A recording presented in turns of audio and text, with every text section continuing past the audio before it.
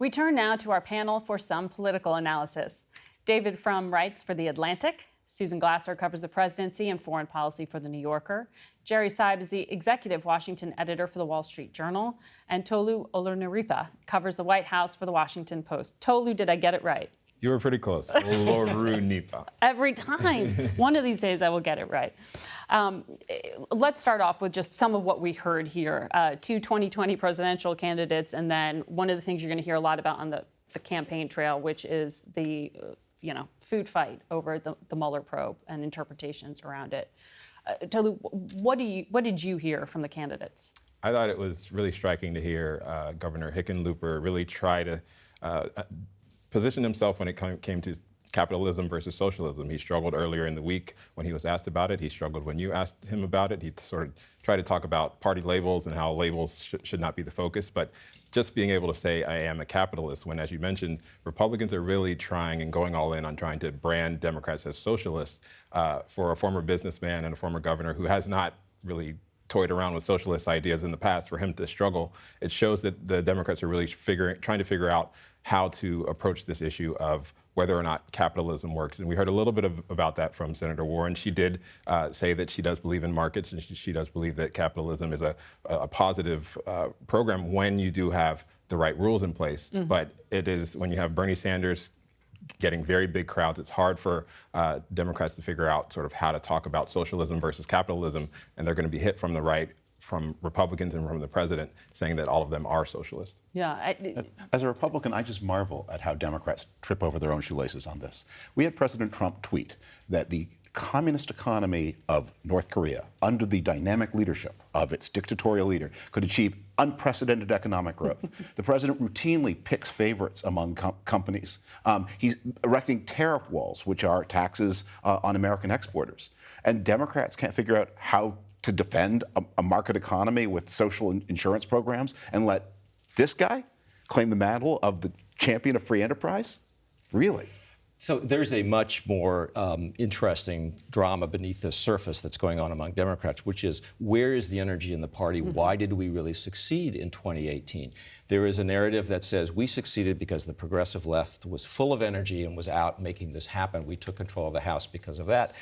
And centrists in the party are going crazy, saying, no, that's not what happened in 2018. What happened in 2018 was Republicans, soft Republicans, suburban women in districts that Donald Trump carried in 2016 moved over to our side. These were moderate voters that won the House back for us in 2018 in states like Pennsylvania and Minnesota and Virginia. And those are the people we have to go after. And they're not going to be won over with a socialist message. They're moderates, and those are the people who will make the difference in 2020. That's the debate. It's an interesting theory of the case to go into the California primary advocating for breaking up some of California's biggest businesses, too. What do you make of Warren's strategy there? Well, I agree with that. I think there's two things to unpack here. One is that Senator Warren is a very accomplished promoter of her ideas and of her ideology. But I think the other thing that's happening in the Democratic Party right now is the Trump style of politics is being introduced. So you have basically the debate of ideas, and Jerry's right, there's a huge debate inside the party about the best way to appeal to the voters that they need to appeal to in order to defeat Trump. That's one debate, but it's not purely about ideas, right? A lot of it is about style, and that's where I think you see the most pronounced shift. Are we headed towards a Tea Party of the left? I think that's what connects the dots between some of what's happening inside Congress this week and what's happening with some of these 2020 candidates. And you see people like John Hickenlooper visibly uncomfortable with the new style of politics. Elizabeth Warren, I think, is a very interesting character, right? Her politics are not wildly different from those of Bernie Sanders, but her style is dramatically different. On your show, I was just struck by how calm and measured she is, how very, she is, remember, a former Harvard Law School professor, and she appears to be that way, and it's very different than the sort of Bernie Sanders, shouting politics. And I think that's what fundamentally, as much as ideology, is a conflict around the kind of party. Are we going to have a demagogue of the left to take upon a populist right-wing demagogue, which is what the president of the United States is, basically? Tolu, how do we understand the showdown among House Democrats over Congresswoman Ilhan Omar's remarks? Yeah, House Democrats did not want to spend this week talking about anti-Semitism. They had a number of different bills that they were putting through.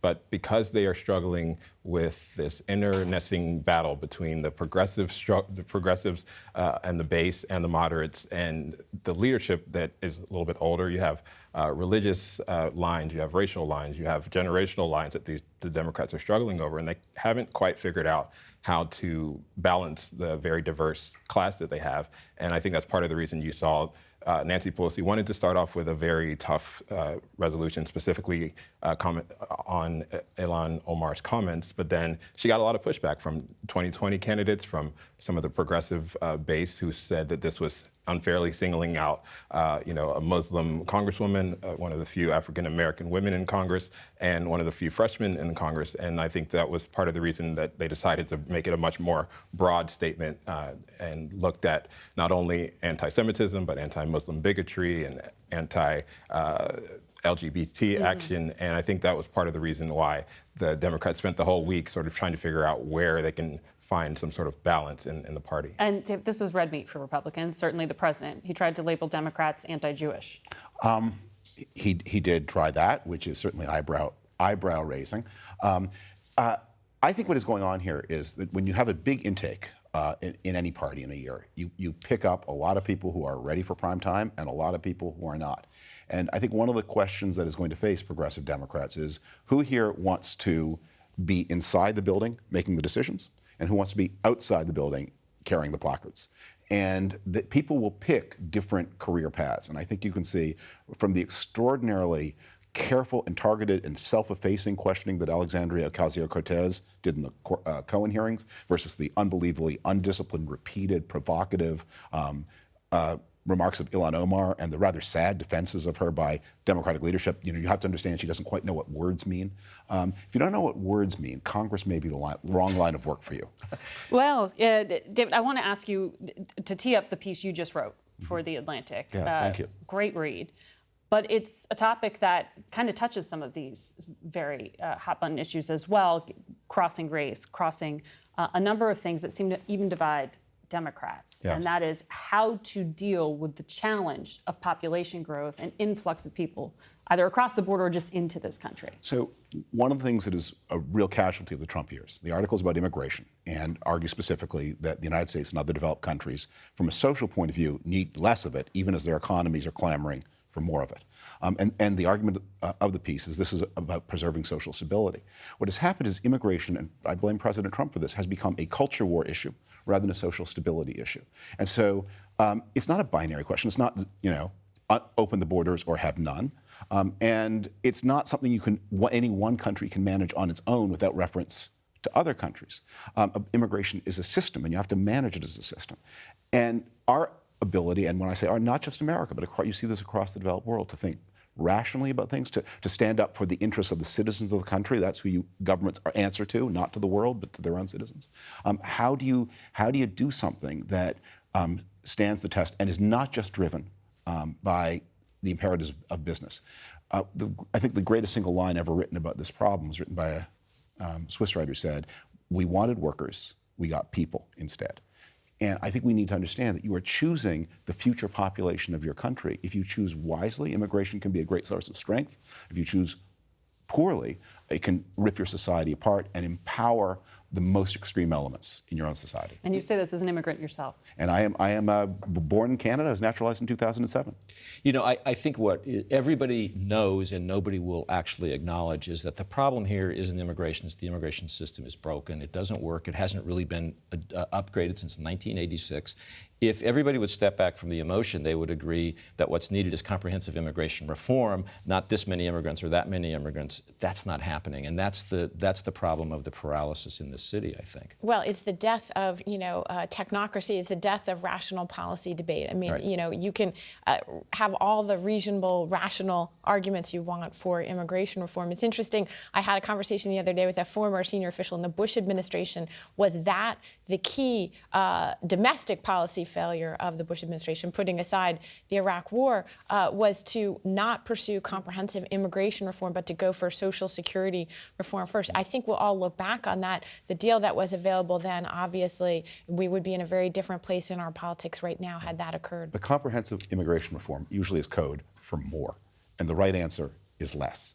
And the right answer is not zero, but the right answer is less, it seems to me. Yes, it's true that technocracy and evidence-based decision-making, it's had a bad bunch of innings. And people who advocate this approach, and we have a lot of failures on our hands. I mean, we're watching the Brexit debate. That's a reaction to, the financial crisis and to the Euro crisis and Euro failures, the failures of the Iraq War and the Bush administration, of which I was a part. But for all its failures, prejudice and impulsiveness and yelling at people and symbols, that has an even worse record than evidence-based decision-making. Well, immigration can be its own show. Another day, we have so much more to talk about, but we have to leave it there. Thanks to all of you. We're going to be back with more Face the Nation in just a moment.